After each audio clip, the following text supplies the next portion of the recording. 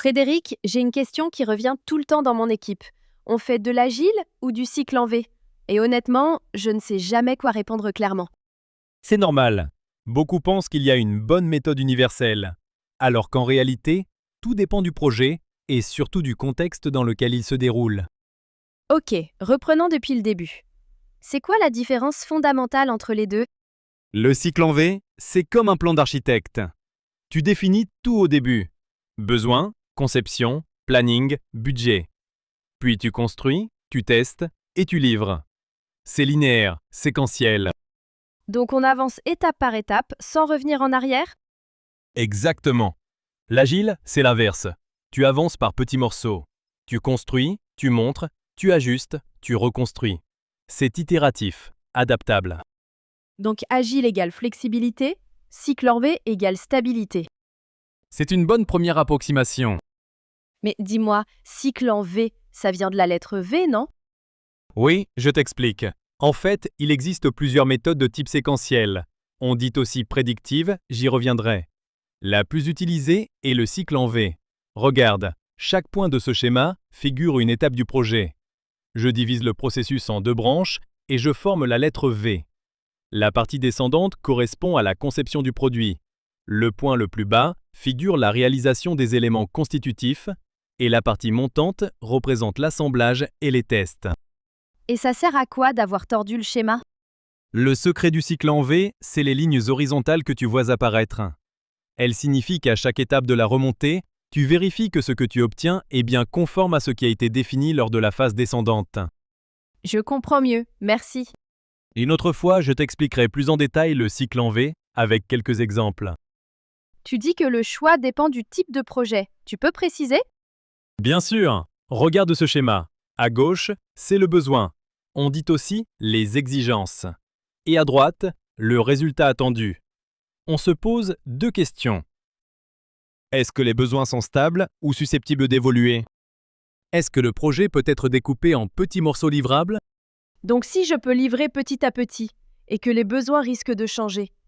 Agile? Exact. L'agile brille quand le produit peut être construit par incrément, quand les utilisateurs peuvent tester régulièrement et quand on peut ajuster la trajectoire. Et le cycle en V?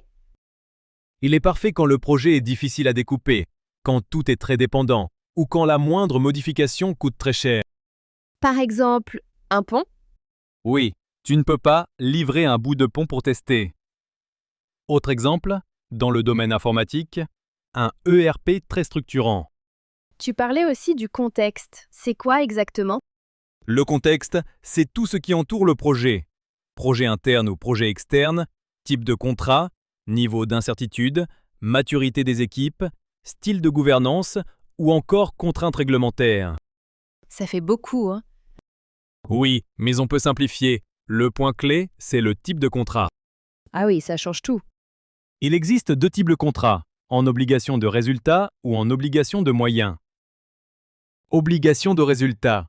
Le fournisseur doit livrer exactement ce qui est prévu. Le cycle en V est souvent privilégié car tout est défini à l'avance. Obligation de moyens.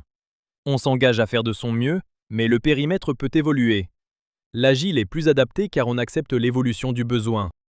Donc si je suis en prestation externe avec un contrat verrouillé, agile, c'est compliqué. Très compliqué, parce que l'agile repose sur la flexibilité. Et un contrat figé, c'est l'inverse. Ok, si je devais retenir une règle simple, Tu choisis l'agile quand tu peux livrer par petits incréments, quand les besoins risquent d'évoluer, quand les utilisateurs sont disponibles pour tester, quand le contrat est flexible et quand les équipes sont matures. Tu choisis le cycle en V quand tout doit être défini à l'avance, quand les dépendances sont fortes, quand le coût du changement est élevé, quand le contexte contractuel est rigide et quand le projet est très structurant ou réglementé. donc, ce n'est pas une question de mode, mais de logique. Exactement. La bonne méthode, c'est celle qui sert le projet, pas celle qui fait bien dans une présentation. Merci Frédéric, c'est beaucoup plus clair. Je crois que je vais arrêter de dire on fait de l'agile parce que tout le monde fait de l'agile. Tu viens de franchir un cap important. Un bon chef de projet ne choisit jamais une méthode par réflexe, mais après analyse du contexte. Je sens que cette vidéo va aider beaucoup de monde. Alors, mission accomplie.